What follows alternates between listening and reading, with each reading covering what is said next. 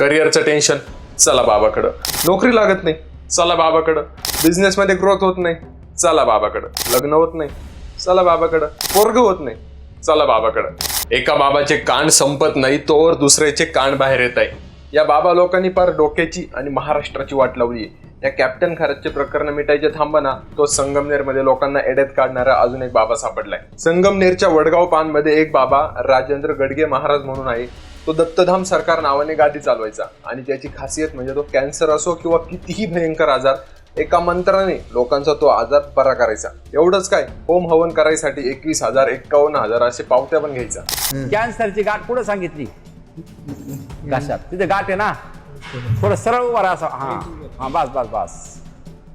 ओ ओ शिव शिव शिव. गाठ गेली बघा, पाणी झालं गाठीचं. झाला बरा कॅन्सर, पाणी झालं कॅन्सरच्या गाठीचं बरं का. भक्ती ठीक आहे हो, पण भक्तीच्या नावाखाली कोणी व्यवसाय करत असेल, लोकांच्या भावनांशी खेळत असेल, त्यांना फसवत असेल, तर असल्या लोकांना शिक्षा झालीच पाहिजे. आणि हे सगळं चालू होतं 20-21 वर्षांपासून. आजपर्यंत कारवाई का झाली नव्हती, की कारवाई करणाऱ्यांनाच मॅनेज केलं होतं, हा सुद्धा विषय.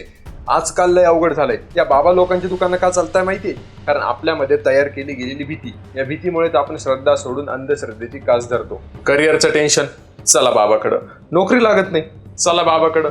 बिझनेसमध्ये ग्रोथ होत नाही, चला बाबाकडं. लग्न होत नाही, चला बाबाकडं. पोरग होत नाही, चला बाबाकडं. आणि हेच कुठेतरी थांबलं पाहिजे. तेव्हाच असले भोंदू लोक जन्माला येणं बंद होईल. विचार करा.